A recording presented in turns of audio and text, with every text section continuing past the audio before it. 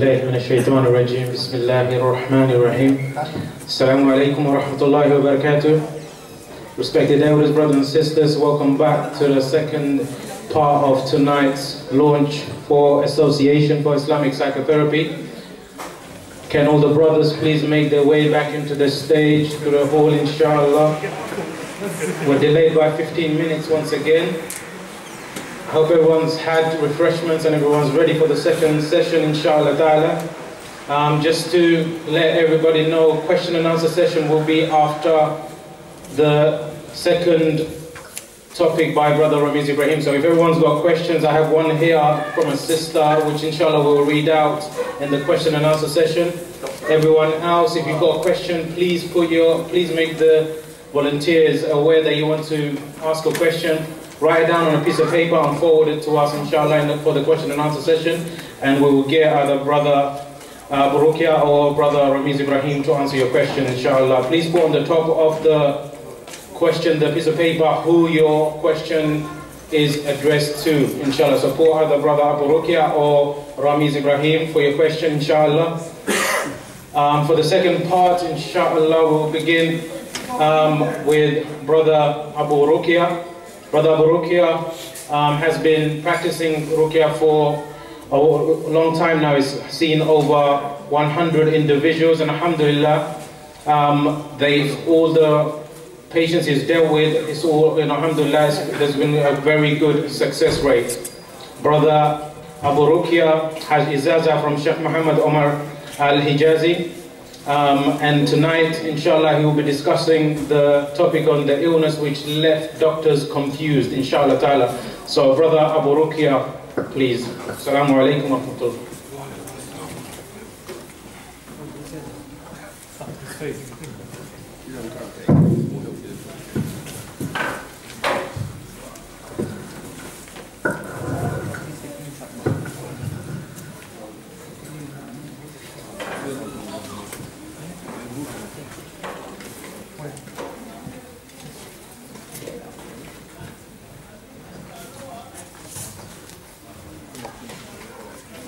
السلام عليكم ورحمة الله وبركاته.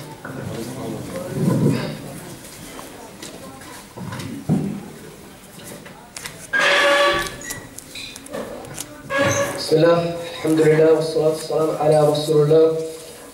Some brothers and sisters, I'm guessing that they know what RUQYA is, so I'm going to go and touch upon some benefits of the RUQYA.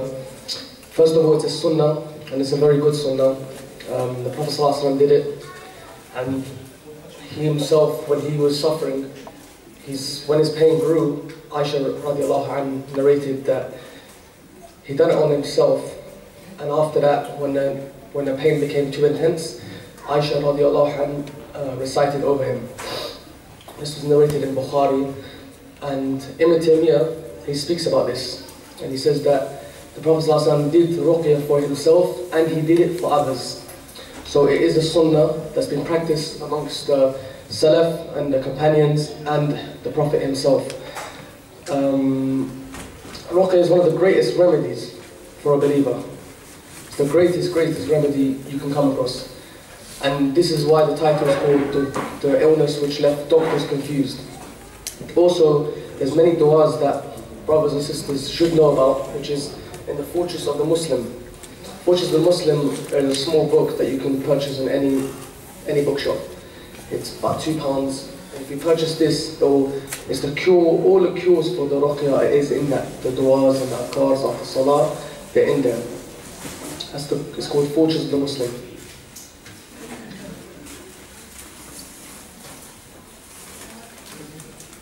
Many brothers and sisters are wondering the topic of the jinn, and this topic of the jinn has been mentioned amongst all over the world, and it's a controversial issue at the moment, and many brothers and sisters have got a misunderstanding of what the jinn is and their powers and what they do and what they can do and what they can't do. First of all, the jinn has been mentioned in the Quran, in Surah 51 verse 56. It's been mentioned in it's got a surah itself, and it's been mentioned in other surahs, as Ifrit has been mentioned in the Quran. So they have independent, separate understandings to us. They're not in the they don't connect to us, as in they can only come to us if they've been sent by a magician, or if they've been sent by sometimes evil eye, and sometimes they get sent through when you're in fear, or when you're in a lot of desire, and when it's 4 situations. You're going to write it down, inshallah. There's extreme fear, extreme desire,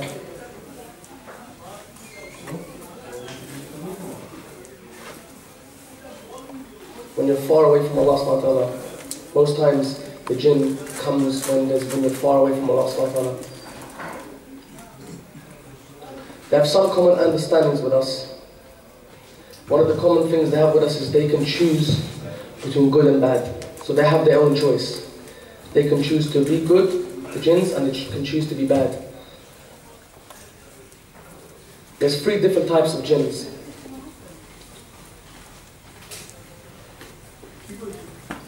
There's ones that have wings. This is all mentioned in the hadith. There's one that has wings. There's ones that fly through the air. And there's others that come in the form of animals, such as snakes and dogs. And the 4th type is a type that comes, it stays and it goes through its journey, it stops somewhere and it returns.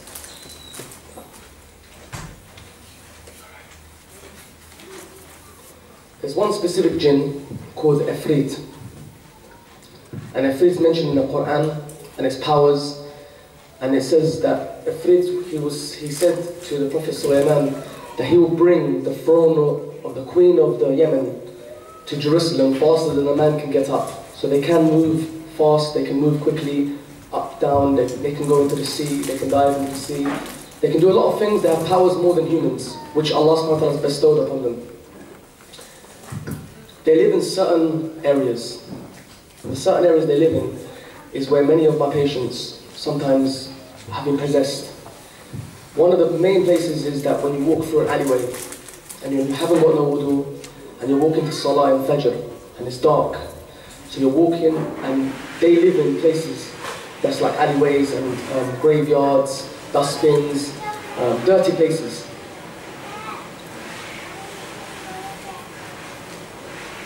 There's Muslim jinns, Kafir jinns, and there's ways of protecting yourself, which I will touch upon at the end, inshallah, from the jinn.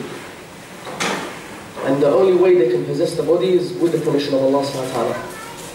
So there's no other way they can come into your body. They have no independent powers. It's not allowed to interact with the jinn. When I mean interact, I mean calling upon them, asking them for help. As in the Quran it says in Surah Al-Jinn that the humans, they asked for the help of the jinns, they seeked help. There's some diseases I'm going to touch upon which are caused by the jinn. One of the main diseases is epilepsy. And at the same time there is nervous problems which is related to epilepsy, and there's a medical condition to epilepsy. So it's not always jinn. Inshallah, at the question and answer, I'll probably answer more if there's a question regarding epilepsy. There's autism, something called autism, which a lot of kids have. It is related to the evil eye. It's related to the jinn at sometimes, in some cases. There are some symptoms to know when a person is possessed. One of the main symptoms is when he hears the Quran, he cannot handle it. He will not be able to listen to the Quran. This is when a person is near enough fully possessed. He can be partially possessed and he can be fully possessed. When they can't listen to the Quran, it depends on how long you put the Quran for. If it's straight away, this person has got, most likely could have been fully possessed by a jinn. Another thing is that they avoid people. They love to be in their rooms. This is brothers I'm speaking about, sisters, not jinns. They love to be in the rooms, they won't turn around and go out. They always want to eat in their own room, they want to sleep, always staying in their room. And normally cases, patients I have which have been suffering from jinn, they will sleep with the cover and they sleep in fear, always in fear at night times. they'll sleep with a cover on top of their on top of their heads. And they'll always close the door. They won't be able to stay without the door closed. And they always think something's watching them, and always a lot of paranoia. Also, they have frequent nightmares. I don't mean once in a full moon you see a snake in your dream because you watch a couple of cartoons. I mean, you have constant dreams. Regular dreams of snakes, of dogs, of animals chasing you. You might see yourself falling from a high place, and it's really scary. You might see ghosts, you might see visions in the dream, constant ones. But of the most common ones is the snake and the dog, and especially a black dog and a black snake. And through that you can kind of, through experience, you determine whether how many jinns are possessing this body or how many jinns are around this body. So someone could turn around and say, I have two jinns, two snakes in my dreams. So the two snakes that he has in his dreams could and may be the two jinns that are either outside his body or inside his body. So the jinns, what they do, sometimes they possess the body and sometimes they go around it and they follow you. They've been sent. The ones that follow you, they've been sent by a magician. With regards to the jinn, their powers, I mentioned earlier, they have got powers that Allah subhanahu wa ta'ala bestowed upon them.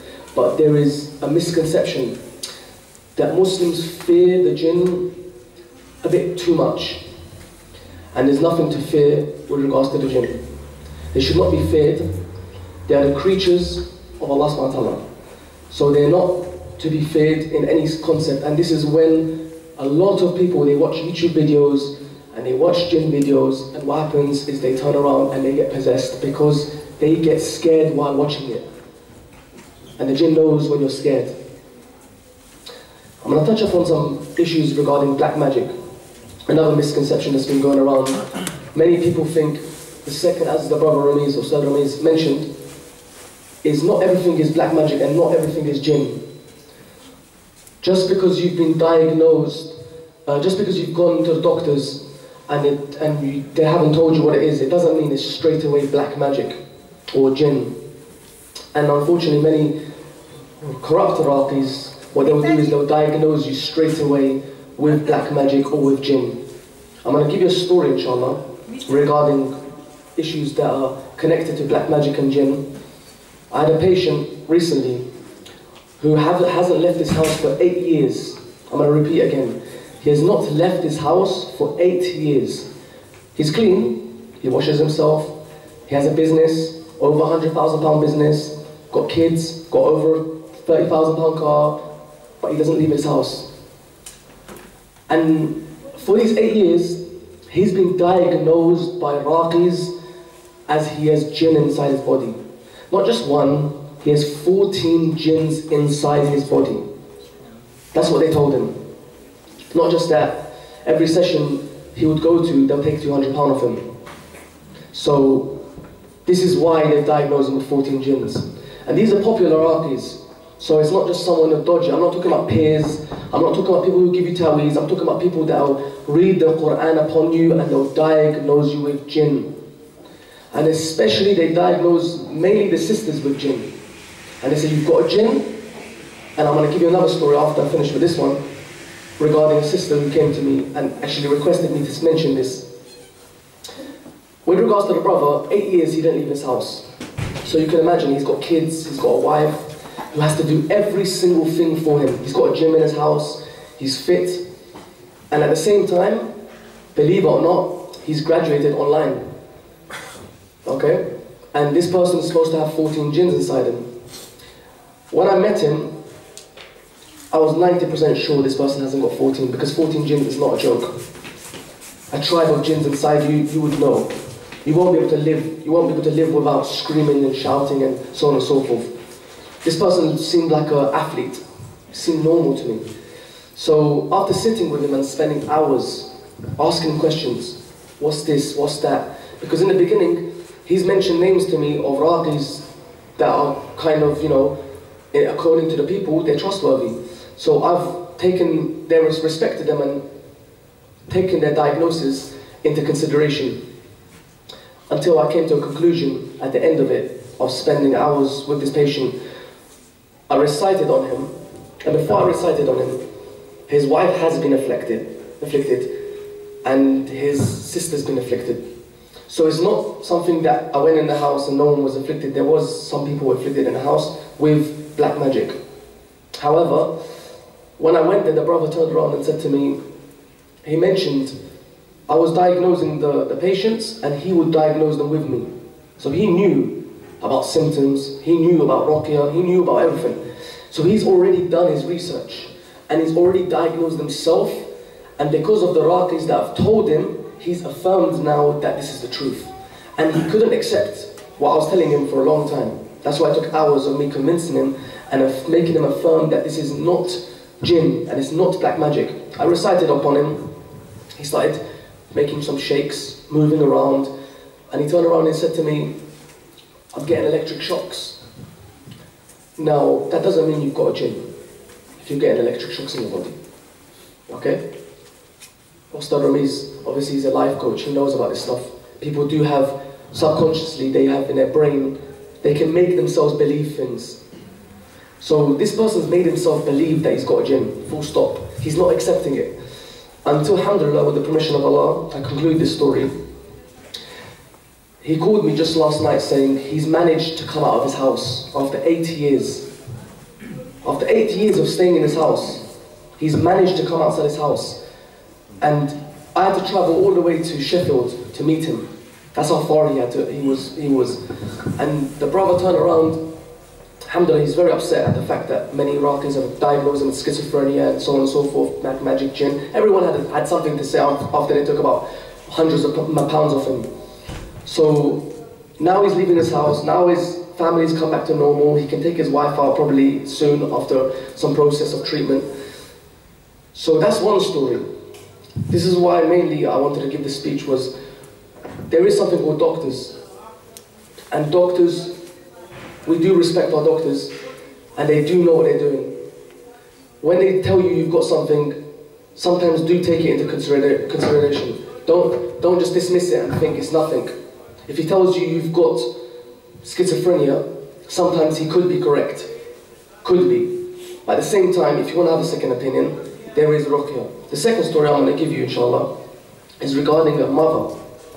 I was called to a mosque, and the patient turned around, they called me, the imam of the masjid called me and said to me, look, we need someone to come down, this is a serious jinn inside his body, and so on and so forth, and you know, everything, it's crazy, and she was screaming and so on and so forth. So I've come there, recited on her, and the mother is saying, she's come with a different voice, a jinn speaking on her tongue, saying, I'm not going to leave this body until, listen to this very carefully, until she mentioned her daughter's name.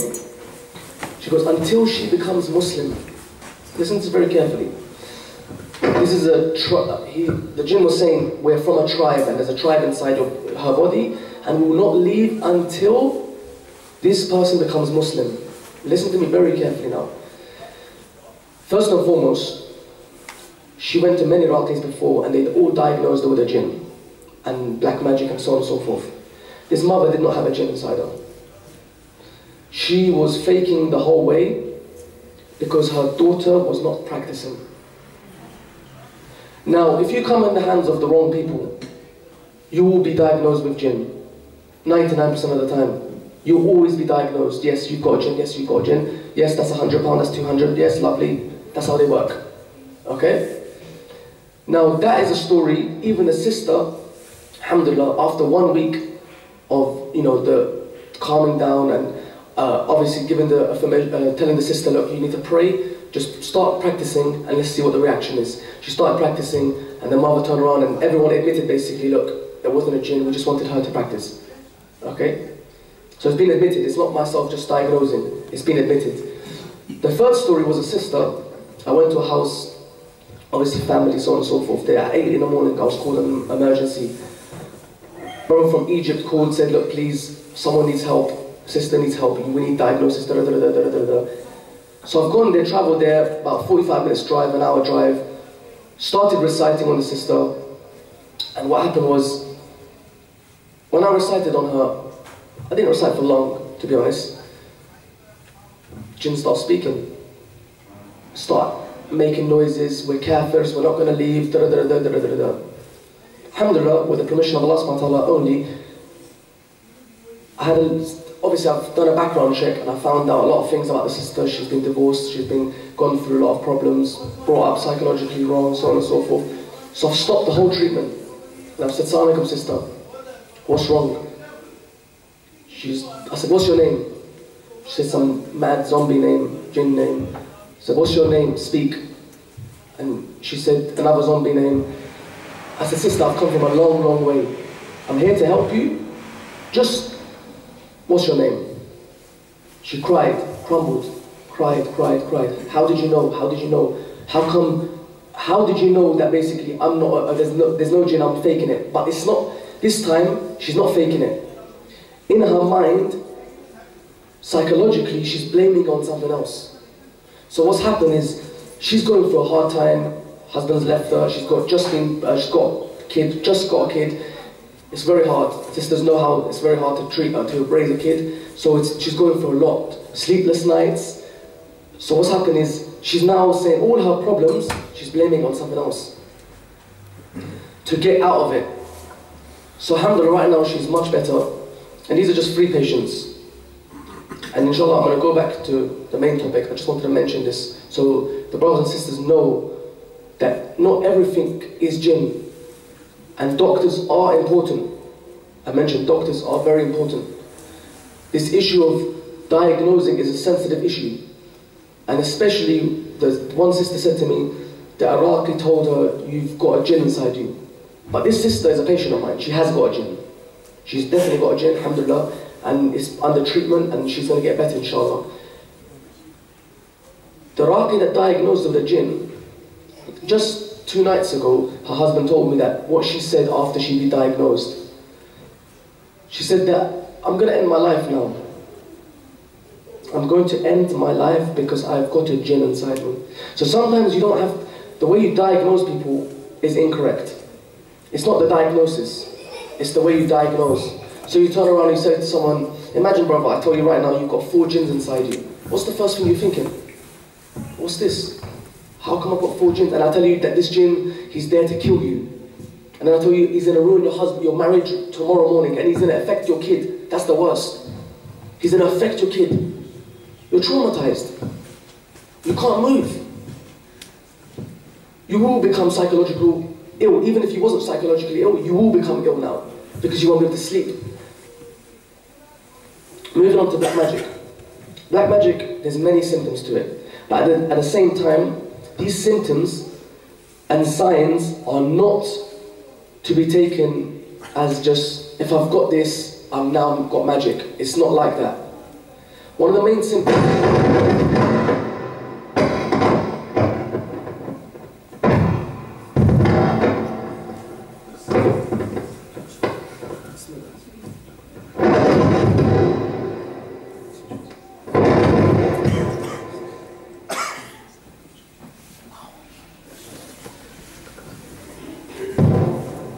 Not a gym, by the way. It's okay? Yeah. Yeah, okay, it's okay. Now.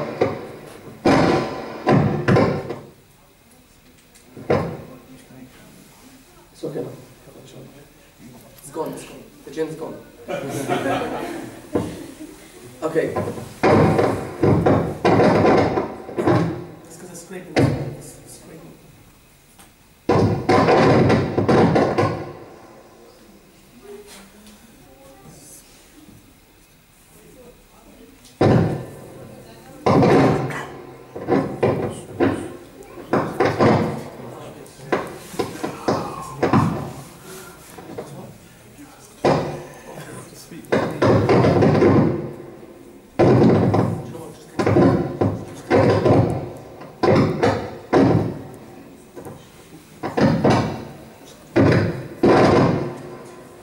Bismillah. Inshallah, we'll continue. Sisters, if you can hear me, just put your hand up, inshallah. Yeah, khalas, okay. First of all, the main symptom or sign of black magic after you've gone to the doctors Bear in mind, you have to go to the doctors with these cases to find out what and you have to do blood tests. You have to find out what's going on, what's wrong. It's frequent miscarriages, okay? Frequent miscarriages is a very, very common sign that you may have black magic, may. However, this is after you've gone to the doctors, they've checked your blood, they've checked your system, they've checked how you are, and they will give the diagnosis. Many of my patients, when they came to me that had miscarriages, the doctors say we don't know. So this is a clear, now you more would be inclined that there is a problem. Another thing is, you would be inability to get close to your spouses. And I'll touch upon that in detail later. Another sign is loss of appetite. So you'll have a loss of appetite. However, this is a common medical symptom as well. Through depression, when you get depressed, you won't like to eat a lot. Stand up. Stand up. Stand up.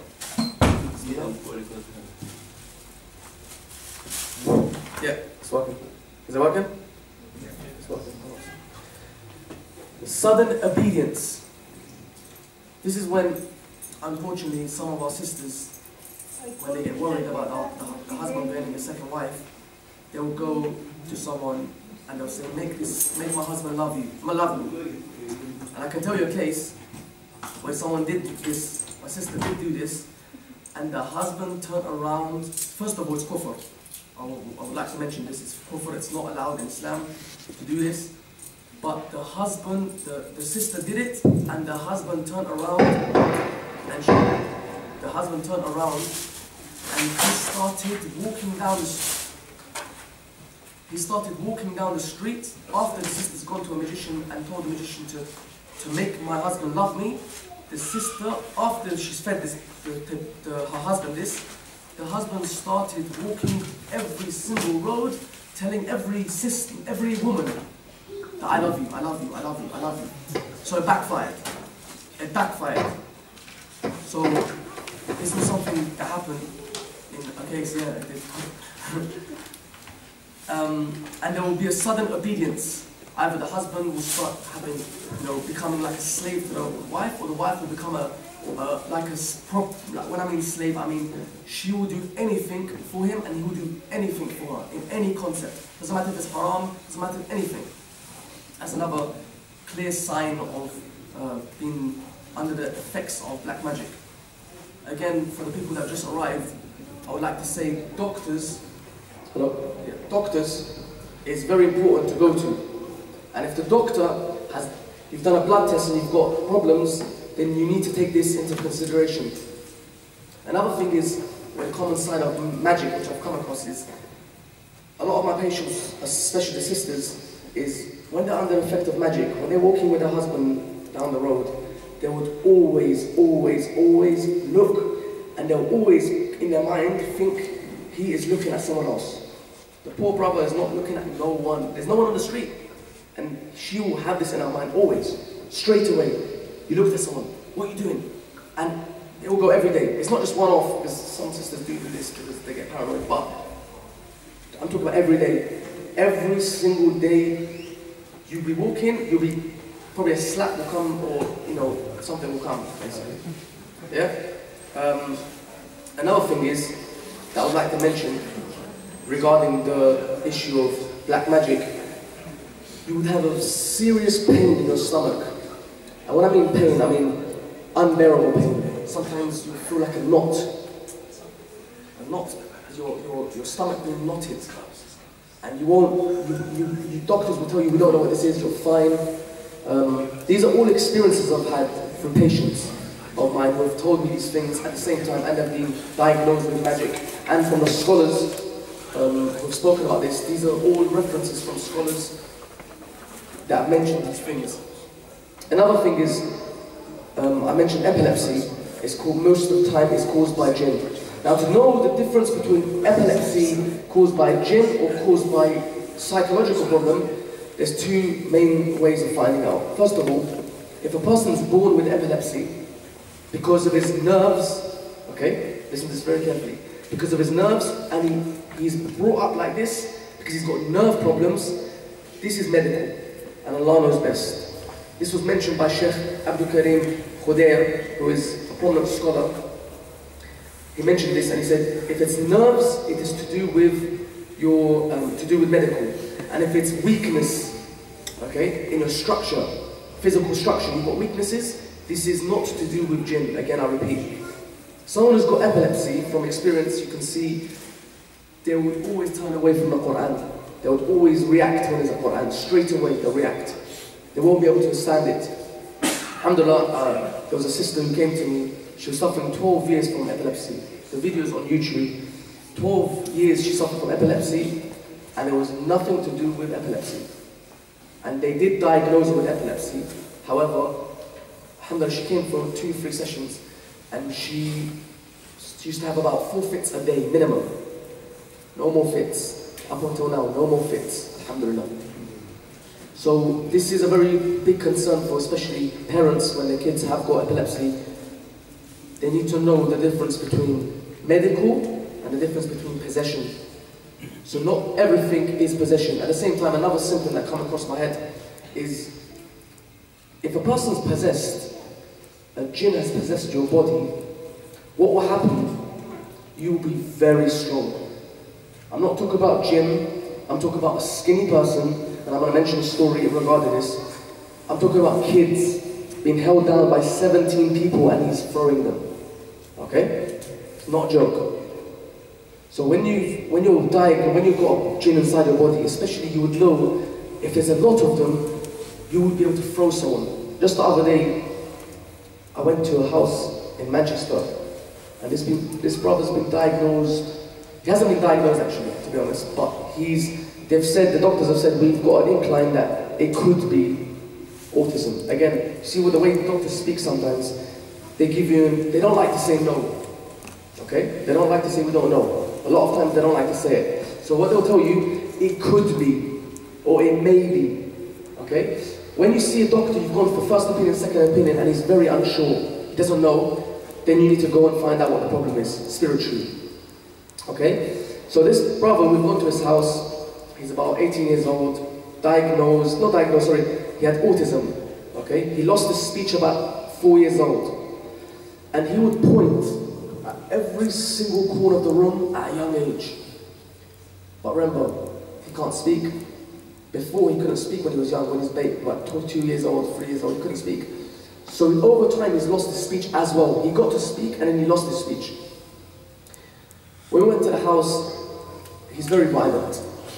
And when I mean violent, 4 or 5 people can't hold him down. One hand needs 2 people minimum. He's strong. Okay? He does not do weights, he doesn't do nothing. But he's naturally strong. Okay? So what's happened is, I've gone to the house, alhamdulillah, the family, just from this test they've been going through, they've come back to Allah subhanahu wa ta'ala. So they've brought all the ta'weezes, the amulets they used to get from these magicians and so on and so forth, and they brought it to me, I put it into water, recited on it, so on and so forth. I started reciting on the brother. I gave him some honey, and he vomited. And what he vomited wasn't something normal. It was actually an amulet, a ta'weez, came out of his mouth. Okay? This is only 3-4 days ago. Live story, myself, I witnessed. Came out of his mouth. A string, paper, everything. So now we know there's a problem. Then suddenly, he starts looking at this, like it's just something catching his eyes. And he's looking around and he can't speak. Bear in mind, he can't speak properly, and at the same time when you tell him what you see, he'll repeat what you said. So you've got to know how to get the right answer out of him. So I've turned around and said to him, do you see what I see? And obviously, it's like a kid. He's got a mentality of a child. So he's not responding. I'm saying, do you see what I see? And he goes, yes. I said, what do you see? Tell me if you can see what the same thing I can see. He said, I can see a dinosaur. Listen to me very carefully. Dinosaur. Okay? Dinosaur. Bear in mind, he was in school before, he's been chucked out now. He's been suspended because they can't handle him. He's bitten a chunk out of a staff. He's very strong. Believe me, he's scary, lads. And when I mean, you won't really want to be in the same room with him. So what's happened after reciting, I've discovered now, these are over hours, by the way. This is not over just one treatment. I've stayed the night in a hotel and then come back to the house, to this person's house, and tried to continue this treatment until I've given the right diagnosis. Up until now, I'm not talking. I'm still saying, leave it, inshallah, we'll diagnose him soon. Because you don't want to diagnose someone with the wrong thing. It's very sensitive. Especially the mother, she's looking in my eyes, she's saying, what's wrong with him? And she's saying, everyone's told us it's this, it's that. I'm saying, I'm not going to tell you nothing until I'm 100% or at least 99% sure what the problem is. So we've gone overnight, stayed hotel, come back, and this time, he was much more weaker now, alhamdulillah. And what's happened is, recited, alhamdulillah, this time I didn't want anyone to hold him, he was under control. So I recited him, and I managed to put my hands on his head, and I can feel something moving now. Like this. Like, you can feel the bumps. It's something not normal. So now I've said to myself, you know what? I know what the problem is, inshallah. So I've kept quite still. No diagnosis, no nothing. Haven't told them what the problem is. Because remember, the family is going to have a shock. You don't want to tell the mother, especially your son, has got something serious inside him. You don't want to tell him this, because they can have a heart attack. So I've sat down, I've thought about it, how am I going to tell this family what the problem is? Sat down, recited, he keeps on saying, I'm scared, there's dinosaurs. And he's looking around, dinosaurs. Bear in mind his speech is coming back now a little bit, okay? He's speaking, and he's saying more, he's interacting much more with me. Then we've turned around, and I realized he has a problem. So we said, let's take him out for a little drive, okay? So me and my friend have gone in the car, put the child lock on, so on and so forth. And I've looked at him, and I've put the Quran on a little bit, and I've said, so-and-so, I'm not going to mention his name, but so-and-so, do you like Daddy? I said, do you like Daddy? He goes, I like Daddy. I said, what about Mum? That's when he changed. He looked and he went like this, as if something else was taking his form. He looked at me in my eyes like, as if, and he started shaking, like that. So I realized there's black magic now. Okay? From what I can see, and Allah knows best again, what the problem is, and I've asked my teacher as well, and he said it's the same thing. He said, this is black magic between him and his mum. So every time, let's go back a little bit, I didn't mention this bit, what he would do, he would attack the mum every single day. He'll wake up in the morning, 3 in the morning, start running to the room and punching her. Okay? Trying to attack her, always trying to attack her. So, we've come to a conclusion that's black magic. Now, the reason I say black magic is because the visions he's seeing are imaginary visions. Okay? Dinosaur, moving. I've asked him how many people in this room. He's counting 6, 7 people. I've told him, go next to the pole. Dinosaur, he's gone like this and he's not looking at it, he's scared, terrified. And he's put his hand there and he's like this, it's there.